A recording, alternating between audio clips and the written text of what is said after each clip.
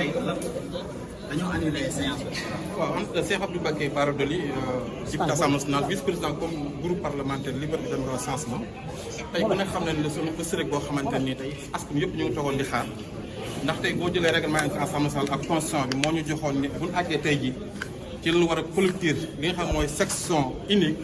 bu 2024 bi tey nag ñu waroon see waxtaane li nga xam mooy avenir u Sénégal bit sa réew mi fan lañ war a jëmee orientation xaalis bi mu waroon nekk benn débat boo xamante Sénégal moom la xaar si député yi nga xam ñoom ñoo leen teewal malheureusement tey ji suba bi ñu convoqué 9h30 bi 9h jotee le président Assemblée nationale convoqué bureau bi muy réunion d'urgence ñu jàpp ni ci travaux yi lay wax finalement bureau Assemblée nationale décidé na ni li nga xam moo nekkoon débat bi dañ koy annulé loolu nag mi ngi doog am ci histoire politique ci histoire parlementaire ci li ma fekkee man en tant que koo xam ne def nga 2 mandats Assemblée nationale ci benn débat boo xamante ni débat DOP la boo xamante ni dañ ko war a def entre 2025 ba 2027 nga xam ne ñu ngi si war a def 5000 et quelques milliards lu war jëm ci budget bi génn ay orientation mu war a jëm ci askan wi tey bu ñu demee ba nga xamante tey Assemblée nationale bloqué nan li nga xam moo jëm ci soxlay askan wi pour man Assemblée nationale boobu warul insister bi loolu laa gëm. parce que motif bi bokk na si argument yi ñu njëkk a def mooy Ousmane Sonko nee na reconnaître Assemblée nationale ci di nga xamante ni moom la mujj wax ci communication ci dernière phrase bi. nit nag boo reconnaître Assemblée nationale war a faa yónni say ministre loolu moo tax ñoom tamit am nañ sañ-sañ en tant que parlementaire en tant que législateur ñoom tamit ñu jël seen décision wane ni comme que Ousmane Sonko mi nga xam mooy premier ministre war a orienter li nga xam mooy politique dans la nation war a def déclaration politique générale moom def na benn discours wane ni Assemblée nationale bii du Assemblée nationale bu mu war a waxal du Assemblée nationale bu am fulla du Assemblée nationale boo xam askan wi fal na ko moom buy def déclaration politique générale fii ak la 15 da koy def si benn Assemblée nationale kon ñoom lañ jàpp mooy ministre de finance bi nga xamante ni moo yore budget moom pour mu mën a dem feneen defe ko fa nga xamante ni mooy assemblée ba Ousmane Sonko di wax loolu nag pour man xeex politique amul solo li am solo mooy man dama nekk ki nga xamante ni askan wi rek moo ma ñor mooy député Benno Bokk Yaakaar ñi nga xam ñoo am majorité li ñu taxawal tey te def ko tegul si yoon parce que lii bokkul ak ay communication yoo xamante Ousmane Sonko moo ko wax c'est pas officiel yaakaar naa fekkoon dafa bind assemblée du ma ñëw wala maanaam ay ministre bi wax ni man du ma ñëw su boobaa am nañu jël ay décision waaye communiqué boo xamante dañ ko def yéen ngeen daje wax ni kat comme faalewul assemblée ñun te mun ñoo respecté li nga xamante ni maanaam mooy suñu tradition bi nga xamante la 30 bii nii lañ war a tëj après léegi maanaam jéem a xool nan la ñu mën a def section extraordinaire encore pour que jéem a def loi de finances rectificative yi comme ni nga ko doon defee def si jàmm tàggoo si jàmm saafonte ñëpp tàppe xol yi ñu mën a liggéey pour intérêt réew mi mais gis naa ni Sénégal ñuru leen li la ñor mooy affaire politique te affaire politique boobu noonu il faut ñu génn ko ci sénégalais yi ñun pour que ñu mën a wax Sénégal dañoo sonn Sénégal dañoo yàkkamti tey sonn aussi Sénégal dañoo war a taxaw ñun ñi nga xam ñoo ay député taxawu leen mais ñii ñu gis ñi taxaw nii ab xeex ab xuloo dàggasante werante yaa wax lii waxuma lii wujjuuma justice wujjuuma Assemblée nationale tey léegi ab xeex su boobaa léegi ban Sénégal la ñuy nekk loolu moo tax may laa si appel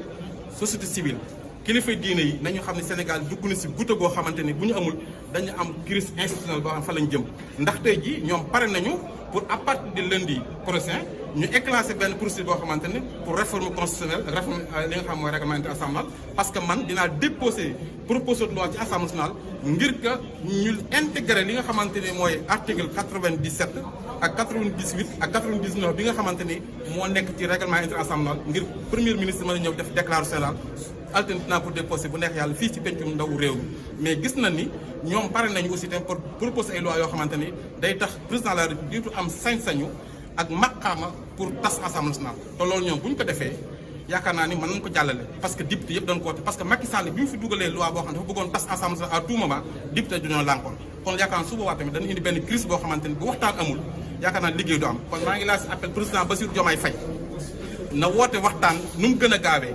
député yi daje ak ñoom ñu mën a xool nan la ñu mën a intégré waat lépp waxtaan déggoo juboo pour que maanaam ñu mën a avancer Sénégal parce que Sénégal du Sénégal lu kii du Sénégal ak Sénégal ñëpp la. vraiment jërëjëf wasalaam. Constitution, nous sommes dans une république qui est régie par des lois et règlements et que nous tous nous sommes tenus de respecter le bon fonctionnement des institutions et que nous tous nous savons que le président de la République, la clé de voûte des institutions, est le garant du bon fonctionnement des institutions de la République. Et le bureau de l'Assemblée nationale s'est réuni pour constater ce qui s'est passé, c'est-à-dire analyser la situation suite à la sortie de M. le Premier ministre hier, qui a, si je peux le dire, pratiquement réduit l'Assemblée nationale à sa plus simple expression, si je peux dire ça. Parce qu'il a dit que d'abord, il ne considère pas l'Assemblée nationale, qu'il ne viendra pas tenir sa déclaration de politique générale, qu'il allait faire sa déclaration de politique générale si on rectifie pas le règlement intérieur d'ici le 15 devant un jury populaire. Mais de qui se moque-t-on? Le Sénégal n'est pas une république. Le Sénégal, c'est une république. Maintenant, dans une république, on peut faire une déclaration de politique générale dans la rue. Mais ça, l'institution que nous incarnons, le respect des institutions que nous voulons,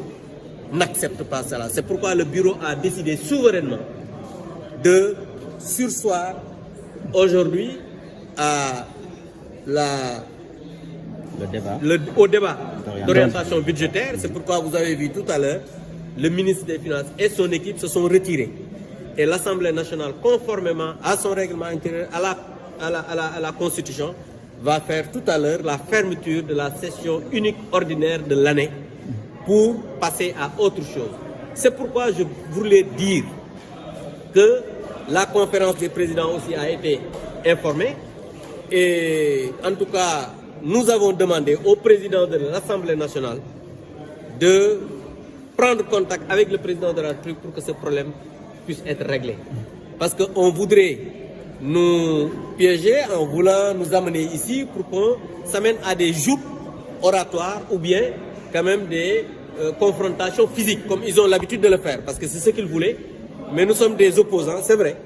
mais nous sommes des opposants républicains,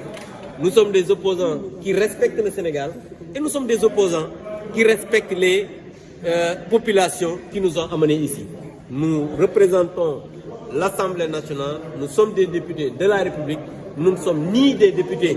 de Sonko, ni des députés de la République. Nous sommes des députés de la République. Au regard donc de l'importance de ce débat d'orientation budgétaire aujourd'hui, alors est-ce que vous pensez que c'est vraiment opportun de votre part et responsable en tant que parlementaire? Mais vous savez, la responsabilité voudrait